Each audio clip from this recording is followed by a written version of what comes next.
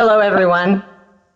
I'm Kathy Alm, CEO of PATH International, and I would like to welcome you to the first virtual PATH International annual meeting and opening panel on optimal terminology. Before we begin, we have a few words from two of our sponsors. We are very grateful to both Adequan and Purina for being longtime sponsors of PATH International and for helping to sponsor this event today. I want to welcome everybody again. We have over 712 people signed up for this broadcast today. We currently have about 363 of you on the broadcast. We want to thank you for making time in your schedule to join us. I will admit, however, that I very much miss us being together in person. But I'm glad technology allows us to find a way to connect. So just a few housekeeping things. Should you need to step away at any time during the terminology panel or the annual meeting, both will be recorded and available on our website in just a few days. Before we begin, we like to get an idea of who's on the call today. Devin is putting up a poll asking you what your role in equine assisted services is. And as you answer the poll, I'm going to give you a quick review of today's agenda. From 10 to 11 Mountain Time, we will have our optimal terminology consensus panel. From 11 to 12 Mountain Time will be the annual meeting. And from 12 to 1, there will be networking opportunities. There will be a very brief 3-minute transition break between the panel and the annual meeting as we switch presenters, and that will provide you an opportunity to stretch your legs and maybe get a beverage of your choice. If you have questions, either during the terminology panel or in the annual meeting, please put your questions in the question section. We have two staff members, Brett Masiak and Marcia Anderson, who will be monitoring those questions, and we will do our best to get all the questions addressed. However, with currently 370 people on the call and the possibility of 700, it's not possible to unmute everyone, and it may not be possible to get to all of your questions. So if we don't get to them, please rest assured we will respond after the meeting. In addition, one of the networking opportunities is going to be focused on terminology. So if you don't get your questions answered during the panel time, please join us in that networking opportunity following the annual meeting. In order to find your way to these networking opportunities, there is a document in the handout section that has all of the links to the various networking opportunities. In addition, in that area, you will find the terminology panel biographies, as well as other documents I will reference during the annual meeting. Since we can't all be together in person this year, we're going to launch a few polls just as a way to kind of know who's on the call with us and to stay connected.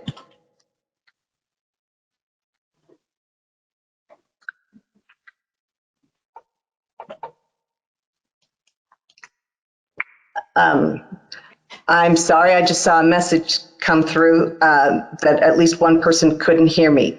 I hope that is just one person and everybody else is still hearing me. Candace, actually, if you could knock on the wall or come to the door and let me know that we're okay, I would appreciate that. Yeah? Okay. Apparently we're okay. So, moving on. Lastly, as I already referenced, after the annual meeting, there's an opportunity to join 5 different networking sessions. Go to the handout and section, and you can download a document that will tell you what those sessions are and the link to connect to them. All right, Devin, do we have poll results? Kathy, we do. Voting has just about stopped, so I'm going to go ahead and close the poll right now and launch the results for you. Thank you.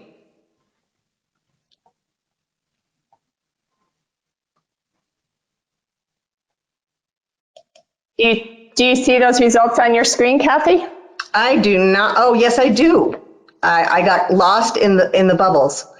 It looks like we've got 46% of you are instructors, 31 followed closely by 31% of administrators, 12% licensed therapists, 7% learning education specialists, and 5% equine herd manager.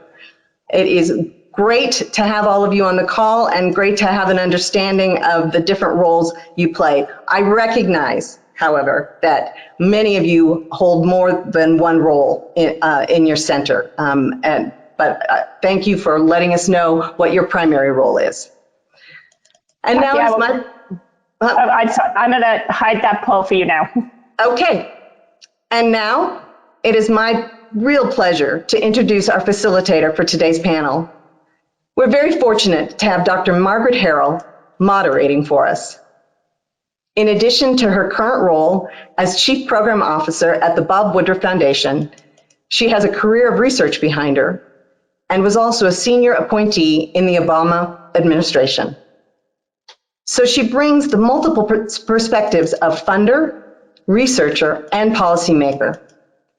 Meg, thank you for the support of you and the Bob Woodruff Foundation and for agreeing to facilitate this panel today. Thank you, Kathy, and thank you to all of our impressive panelists and to everyone who's tuned in for this important panel. I'd like to begin by introducing the panel members. I have with me today Kathy Alm, who you've heard from, CEO of the Professional Association of Therapeutic Horsemanship International, PATH International. Debbie Anderson, a PATH International certified therapeutic riding instructor and equine specialist in mental health and learning, horsework master trainer, E3A corporate trainer, and founder and CEO of Strides to Success. Joanne Benjamin, physical therapist and hippotherapy clinical specialist representing the American Hippotherapy Association. Michelle Kane, a retired Marine Corps major who is currently the Veterans Program Coordinator at Hearts and Horses Incorporated. Lissa Powell, representing the University of Kentucky and the Equine Experiential Education Association. Lynn Thomas, licensed clinical social worker and CEO of the Equine Assisted Growing and Learning Association. And Dr. Wendy Wood, professor of animal sciences and occupational therapy and director of research at the Temple Grandin Equine Center of the Colorado State University. So as you can see, we have a super impressive panel, and I'm super excited about this. So as background, I'm Dr. Margaret Harrell. I'm the Chief Program Officer at the Bob Woodruff Foundation. At the foundation, we grant to best-in-class evidence-based programs that serve the military and veteran population. Several years ago, we were seeing an upswing in the number of applications that we were receiving from programs with equines to address PTSD for military veterans. However, we didn't know the evidence base for these programs, and we didn't know how to identify best in class. So we partnered with PATH International to host a convening of experts. It was in August 2017. We gathered in upstate New York to discuss the science, the evidence base, and how to discern best in class. Over the weekend, we noticed that participants were using the same language to describe different interventions and different language to describe the same interventions. And we noticed that this mixture of terminology made it clear that research could not accurately compare and distinguish between programs to build a robust evidence base, nor could consumers understand the programs that were available to them. So that's the precursor of where we sit today. And over the intervening years, the Bob Woodruff Foundation has been honored to fund the subsequent effort through PATH International to convene a group of experts who agreed to roll up their sleeves and identify and agree to optimal terminology. So I'm very proud to be here with some of those experts today. The panel is now going to provide a high-level presentation on both the consensus building process and the results. And Dr. Wendy Wood will start us off.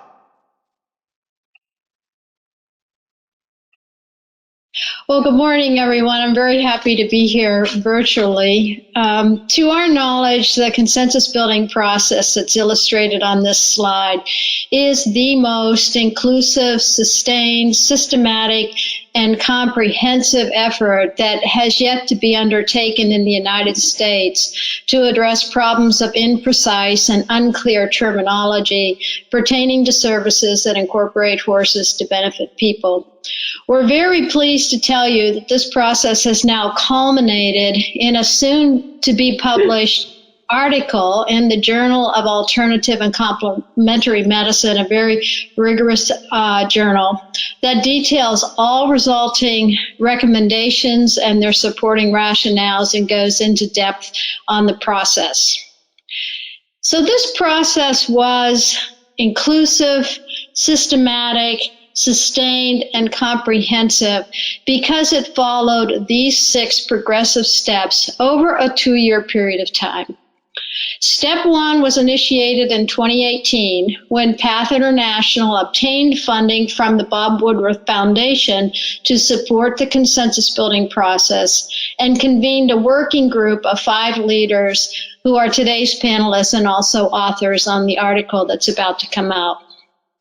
Step 2 involved the working group developing, distributing, and analyzing a national survey to ascertain how different groups of stakeholders perceive the relative usefulness of prominently used terms. So to develop this survey, we first assembled a comprehensive list of commonly used terms from the websites of 17 national organizations and from over 150 books and peer-reviewed research articles that had been published since 1980. We distributed 16,156 online surveys to members of the American Hippotherapy Association, the Equine Experiential Education Association, or E3A, to EGALA, to the Equus Foundation, to Path International, in addition to approximately 500 recipients of services, their parents, and their advocates and caregivers. In total, 1,745 complete usable surveys were returned. That's a very decent return rate in survey research, and we analyzed those survey results. Step 3 was guided by survey findings, and these survey findings helped our group to plan a professionally facilitated 2.5-day terminology summit that was held in Denver last July. Members of the working group, plus 10 other individuals with extensive experiences and perspectives representing many national organizations, participated in this summit. We had very intense and honest and real conversations over the course of these 2.5 days. And by the summit's conclusion, this group had produced an initial framework of recommendations. Steps 4, 5, and 6. Well, these steps involve development, multiple reviews, and multiple revisions, and ultimately approval of all final terminology recommendations. Briefly, during step 4, and guided by the initial framework, our working group developed a first comprehensive draft of recommendations. Other summit attendees then approved this draft as suitable for further review by leaders and board members of the aforementioned organizations. During step 5, we gathered all of these reviews and feedback as a working group, carefully considered them, and finalized terminology recommendations accordingly. During step 6, the working group submitted final recommendations to other summit attendees for their approval or disapproval, and also to members of the boards of directors of national organizations involved in the consensus building process, in addition to the American Horse Council, the Certified Horsemanship Association, and the Horses and Humans Research Foundation. Ultimately, this process culminated in widespread endorsement of recommendations to adopt specific optimal terminology and to discontinue uses of specific problematic terms. So we're now going to move on to our specific terminology recommendations. I believe that's you, Michelle. Thanks, Wendy. Equine Assisted Services, or EAS, is recommended as an optimal unifying term to refer to multiple services in which professionals incorporate horses and other equines to benefit people. Services refer to work done for or on behalf of others. Unifying is defined in a manner that identifies the common thread that 12 otherwise different types of services share. Most contributors to the consensus building process believe that this concise shorthand term was necessary, both to refer to multiple services that incorporate horses and other equines, and to help diverse professionals who provide varied services collaborate, discuss, and resolve common issues. Furthermore, in the absence of recommending EAS, uses of alternative terms that have shown to be problematic would have continued usage. Optimal thus refers to the succinctness and accuracy of EAS, which was deemed superior to other terms. Lastly, EAS is intentionally plural because its function is to serve as an efficient shorthand for referring to at least 2 or more services. Although any one distinct service constitutes a type of equine-assisted services, clarity and precision would require that this service be named and marketed, not as an equine-assisted service, but rather by using the most appropriate optimal terminology next presented, i.e. physical therapy, equine-assisted learning for organizations driving as an example. Throwing it to Debbie or to Lynn and Joanne. So Joanne, good morning. So drawn from the results of the survey and the many discussions that happened at the summit, we developed a structure as outlined in this figure, and this figure is also found in the optimal terminology paper. There are 3 distinct industries that have been identified that may incorporate horses to benefit people. So in the top row, you see therapy, learning, and horsemanship as representative of those industries. Therapy, or healthcare industry, encompasses both medical and behavioral health, and there are 5 identified licensed professional disciplines included here, such as counseling, occupational therapy, physical therapy, psychotherapy, and speech-language pathology. The second industry within is the learning industry, and there was the establishment of 3 areas here. So that is equine-assisted learning in education, equine-assisted learning in personal development, and equine-assisted learning in organizations.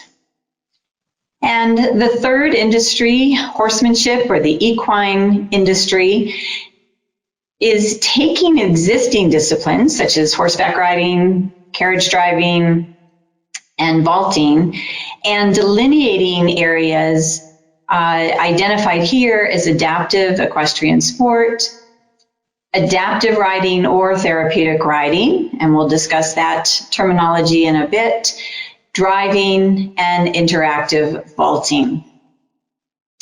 So the paper identifies that the professionals working in these 3 established industries each have distinct training and possible licensing or certification. But beyond that, professionals working in these industries have sought out continuing education to be able to bring horses and people together safely and effectively within their own discipline, within their work. So as you see at the bottom here is equine assisted services that Michelle has already introduced to us. The term equine assisted services is used to refer to more than one service at a time. This might happen when we're discussing common issues or interests among the services and that are shared, such as the training of volunteers or the retirement of horses, for example. Do note in this figure that equine assisted services is not sitting on the top. It's purposely there where it is because it's not intended as an overarching term, but as a unifying term amongst the various services. As a reminder, as Michelle already indicated, it's always most accurate and descriptive to speak about the individual services. It also should be a side note that the American Hippotherapy Association has not endorsed the use of the term equine assisted services related to therapy in order to avoid potential confusion. And we will talk a little bit more about that later this morning. So we'd like to go ahead and present a little bit more about the 12 services. Lynn, can you give us a little more detail about therapy, please? Yeah, thank you and welcome everyone. And first want to say it's been such an honor to work with this incredible group of professionals, both in the work group and with the summit group from diverse perspectives and diverse groups. So it's really been a neat process. The therapy area specifically references services that are delivered by licensed therapy professionals within their scope of practice. Specific therapies, treatments, or interventions may incorporate horses to address medical, cognitive, or behavioral health conditions as part of the individualized plan of care. This section describes the value and importance of using therapy-first language and to precisely identify the type of therapy being provided. Some examples, and these are not limited to, but may include, physical therapy using equine movement, psychotherapy incorporating horses, or occupational therapy in an equine environment. Therapy-first language clearly and accurately identifies that a professional therapy service is being provided, and in which the choice to incorporate horses through their movement, environment, or relationship may be one part of an overall treatment plan. This is not, there is not a different standalone therapy involving horses. Referrals and billing are made to the professional therapy, namely counseling, occupational therapy, physical therapy, psychotherapy, or speech and language pathology. So I will now pass it on to learning. Debbie. Okay, well, I am so honored to be able to be a part of this group and to present this particular slide. Learning is a thing now. It has its own category here, and I'm so excited to present it. Learning is a broad term, however, that hosts three distinct services: EAL in education, EAL in organizations, and EAL in personal growth. These services are non-therapy services and are delivered by specially trained or certified professionals. These professionals must possess appropriate training, experience, and skill in facilitating the particular content of the learning service. In addition, the professional must have extensive knowledge of horse behavior and handling, knowledge of human-horse relationships, and the ability to design experiential learning activities involving horses. Qualified professionals can facilitate the outcomes of the learning activities to promote valuable life skills and personal growth that benefits the client. EAL activities can involve interactions with horses. They can be mounted, they can be unmounted, or they can even just be in the equine environment. So it's wonderful to present that. Lisa, do you have anything to add to that? No, I don't. I think it really is a benefit to all of us, though, to get really clear about the distinctions between therapy and learning. And I'm really excited that this has come about, and it's been an amazing journey with everybody in this working group and the summit. And I'm so excited for the field of equine assisted services. This is huge, and I'm happy to be here and happy to have served on this learning group, working group. So I'm going to jump in on the horsemanship area. and add my comments to what an amazing group of people to work with, both the working group as well as the summit group. The membership should feel very proud of who volunteered to do this work and were willing to do this work and stick with it. Wendy referenced July for the summit. It wasn't last July. It was a year and a half ago, July. So this has been a great process and a long process. So back to the area of horsemanship. This area references non-therapy services delivered by specially trained or certified professionals whose primary area of expertise is in the discipline of horsemanship, including, but not limited to, riding instruction, in which the primary goal is to provide access to the benefits of horsemanship for individuals or groups with a variety of special needs, specific conditions, diagnoses, and/or disabilities. These are therapeutic or adaptive riding, interactive vaulting, driving, or adaptive equestrian sports. As you might have imagined, there was much discussion about the terms therapeutic riding and adaptive riding. They appeared to be used interchangeably by 50% of the survey respondents. And those 50% that thought they were different didn't significantly differentiate in the definitions they chose, other than to show that some that use the term therapeutic riding want to emphasize the natural therapeutic value, and those that want to differentiate more between therapy and riding choose adaptive riding. Adaptive riding is a more recent term and consistent with terms in other adaptive sports, whereas therapeutic riding is well recognized and has been used for more than half a century here and internationally. Michelle, you want to talk about the terms recommended for discontinuation?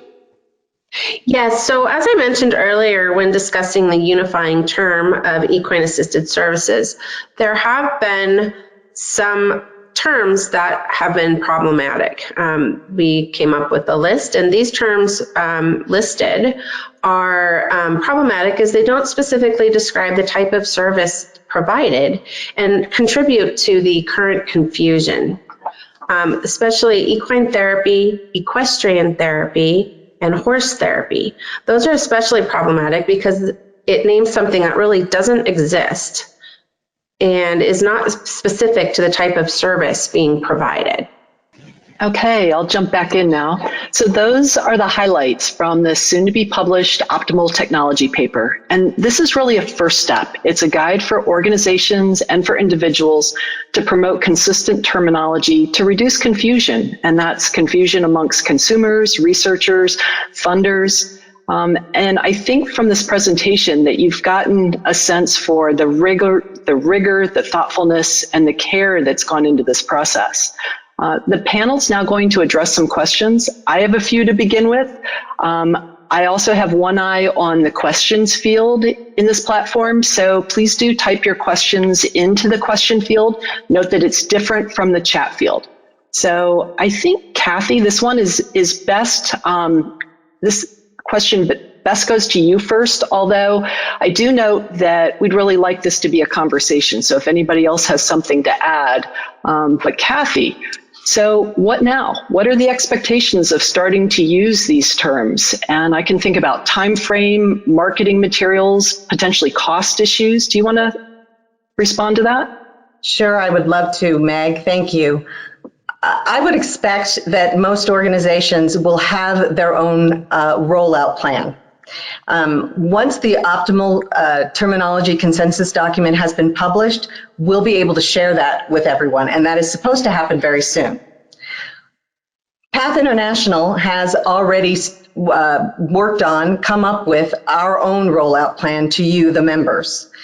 We put together a work group of PATH International members to figure out what was the best way to roll out the terminology and market it and educate about it. And they came up with a 3-phase plan. We call this educate, facilitate, and activate. Educating our members and stakeholders will continue through all 3 phases. It's going to be an ongoing education, I'm sure. We expect that phase 2, facilitate, will begin about 6 months after the paper has been published. This is where we will facilitate and reinforce the new terminology through our standards, integrating it into site visits, introducing an adherence commitment form for members and individuals and credentialed professionals to sign. Phase 3, which would begin approximately 2 years after the start of this process, would be having developed a process to hold our individuals and our centers accountable for using the correct terms. We know there will be resources involved in changing things and in changing the terminology at your center or as you talk to the public or participants. For sure, there's resources that are going to be needed at Path International, so we want to move forward in a very thoughtful and sustainable and supportable manner. Thanks, Kathy. Okay, so I'll throw this out to the panel broadly. What if there's disagreement about what the paper is recommending? Well, I can take a stab at that because there has been a little bit of disagreement. The recommendations in this paper were presented as optimal terminology. We want to promote consistency and clarity, as we've already said. But with the wide variety of stakeholders that have been involved in this process from a variety of perspectives, there was great discussion and, out of necessity, some compromises that needed to be made. So we ended up with really tremendous agreement on the terms, but there wasn't unanimous approval of the entire document. And I guess the best example I've already mentioned briefly is that the American Hippotherapy Association approves of all of the recommended terms in the paper, except for the unifying term, equine-assisted services. And that is coming about for two main reasons. Mostly that OT, PT, and speech therapy are identified as services in the healthcare industry. So for any of them to be included amongst a grouping of equine-assisted services gets to be redundant and, frankly, quite confusing, particularly when it comes to reimbursement issues. So an example of that is that there are specific codes associated with the services of OT, PT, and speech for billing and for reimbursement, but that's not the case for equine-assisted services, and it shouldn't be because that is not a recognized service within the healthcare industry. Additionally, and what we'll talk about a little bit more later, is that that phrase equine-assisted, although quite pervasive, in relation to treatment is problematic, mostly because it implies that the treatment would always include the horse, rather than equine movement or equine interactions being one of many possible treatment tools that a therapist might use. So there is some disagreement, but I think as we go forward and learn more about how to use the terms and where to use the terms and how they fit in with your own personal or your organization's use, I think there's going to be more agreement than disagreement. I don't know if anybody else on the panel has some other thoughts on that one. Hey, yeah, Joan, thanks. I was just going to add to what you're saying there, that I think what's really important in thinking about disagreements to highlight is that this paper is providing optimal terminology. And the reason that we landed on optimal terminology is to begin using consistent terms and definitions while recognizing that different organizations and professionals have different communication needs. And as such, the paper leaves room for those differences. Like what I have really enjoyed and learned from this process has been the thoughts and the rationale behind the why these decisions were made as preferred ways to message what we do. When I started applying the thoughts in the paper and exploring how we message our work, I actually got very excited because I discovered the value of what has been being discussed. There was especially a lot of discussion in the therapy area, as Joanne was indicating there, and in particular, the concept of therapy first language or calling something equine assisted, such as equine assisted psychotherapy. So equine assisted psychotherapy was not identified in the paper to avoid using altogether. And it was also not identified as optimal terminology because, as Joanne mentioned, it has been problematic. And I think by being aware of how it can be problematic, it can guide us in our decisions of what to say in what context. So what I found especially helpful in this process, and as reading the paper, was thinking about the recommended terminology as a layperson. And when someone asks me, what do you do? And I respond, well, I do equine assisted psychotherapy. The response is usually, what's that? But when I respond with, I provide psychotherapy services incorporating horses, the response from a layperson is usually, that sounds interesting. So it's a really subtle difference, but I think, but there is a difference in clarity between those two ways of communicating. So I think as we're thinking about disagreements and stuff like that, we really want to encourage everyone to read through the paper, especially the rationale and the thoughts behind why we're recommending as optimal decisions based on the data that was and the process that we went through, and read it more than once and explore the discussions that were shared in the paper. And I'm just going to, I'm just going to pile on just briefly. One is to reinforce, we will share the paper with you as soon as it's published. I know we keep referring to it. The second is there were lots of disagreements in the beginning. And that's part of the great thing about this process is that we were able to learn from each other and come to consensus and land on optimal terminology because, as Lynn said, not every organization, not every provider has the same communication need. PATH International needs the unifying term of equine assisted services because so many of you are providing more than one type of service. So I understand American Hippotherapy Association's perspective, but our perspective is different because we are made up of different types of members and different types of services. Thanks, Kathy. So I just want to jump in really quick, Wendy, and then I'm going to toss it to you. We were talking about perspective disagreement in the paper, and the slide of terms recommended for discontinuation came up. That's actually because I had one eyeball on the questions, and somebody asked if we would repost that slide. So that wasn't, we weren't reading minds that was the source of disagreement, but somebody did ask for those terms. And actually, if you could put them back up right now, because... Sorry, Meg, I had a request for the other slide, but I'll go back. Oh, let's go to the ones recommend for discontinuation, because I interrupted Wendy. I'd like to hand the virtual mic back to her, but I'd also like her to talk more about these terms recommended for discontinuation. Thank you, Meg. So just briefly, I think it's always important to keep in mind that these recommendations are living recommendations, and the paper that will come out, it's a living document.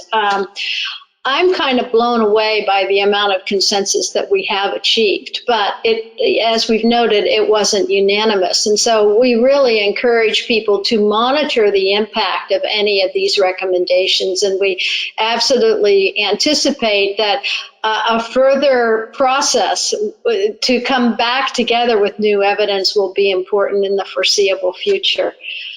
In terms of terms recommended for discontinuation, how did we land on these terms? Well, in a couple of ways. Firstly, we were guided by the results of the survey.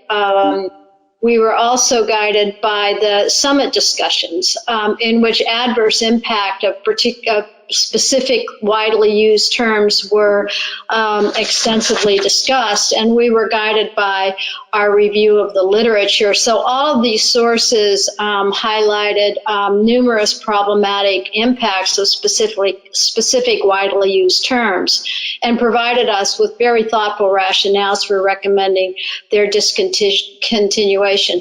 So, for example, no profession, academic degree, professional license, or state regulations exist which support the existence of, let alone convey any legitimacy to, so-called equine therapy, equestrian therapy, horse therapy, therapy riding.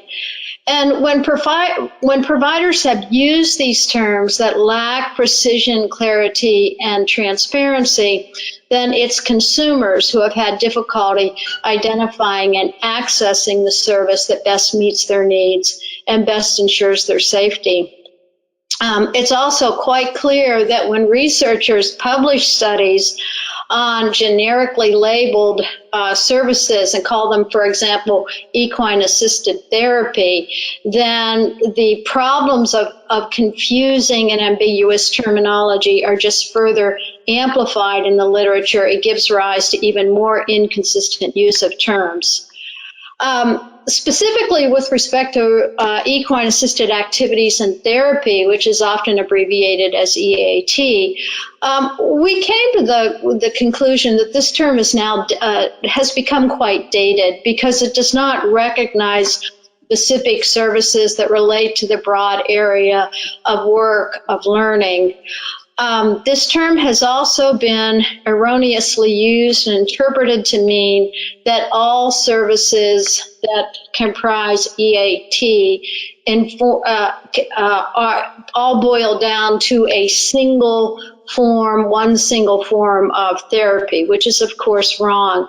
We also encountered instances where the conjunction in the term "and" had been dropped to create yet a new term called equine-assisted activities therapy, which implies that erroneously again that equine-assisted activities are a kind of therapy. So as we go down this list, all of the terms that were recommended for discontinuation, we found evidence that they were potentially legally indefensible for providers and that they also had seriously misled and confused many different kinds of stakeholders, such as recipients of services, their family members, funders, and researchers, and we could go on. Thanks, Wendy. Michelle, I'm going to turn to you for a minute. So we're talking about what we can control, but how should you respond when you're asked about whether you provide equine therapy, or when your clients or patients or other people use terminology that is not in sync with us? Yeah, thank you. We kind of thought about that, and I think that question is pretty relevant considering how many instructors are on today.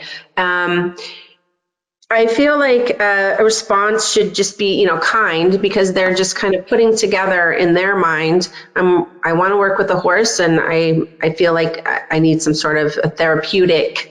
They might not know what they're asking for. So being really clear and just kind of, tell them thank you for asking about our services. We do not refer to what we provide as equine therapy, since that is actually therapy for the horse, unless that, of course, that's what they want to do. But and then just say what you do offer. We do offer occupational therapy, physical therapy. Is that what you're looking for? Speech language therapy? Are you looking for a riding program where you would like to ride a horse or work on the ground or be around a horse? Or are you looking for some mental health type programs or services that incorporate horses or work with horses?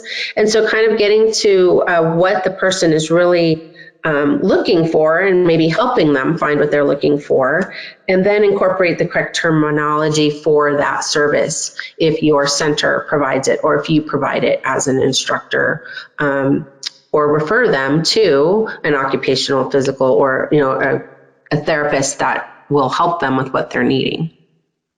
Thank you. Yeah. And given especially that almost half of the people that tuned in today are instructors. Okay, I can take that. A PATH certified instructor is such a wonderful credential and highly valued. An individual that's achieved this instructor status has an opportunity here to add to their credential by obtaining additional education and credentials that would support the needed skills utilized in the specialty service area that they're providing. Because equine assisted learning involves three different types of services: EAL in education, EAL in personal development, and EAL in organizations. Those are, excuse me, those are all very, very different and require different education and different credentials in order to do. So a PATH instructor has a lot of room to grow and to pick the specialties that they're interested in and seek out those new forms of education. So, Kathy, what are the international ramifications or implications for this? Thank you, Meg.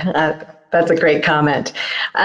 So we've been in communication with some of our international partners. We have been in communication with HEDI, and we've also been in communication with IHIO to keep them apprised of the work that we are doing. We made a decision early on that we weren't going to start out trying to get consensus terminology for the entire world, because there are some even bigger challenges with aligning with international language. However, we did keep how this work is talked about internationally. We kept that in mind as we were developing this optimal terminology.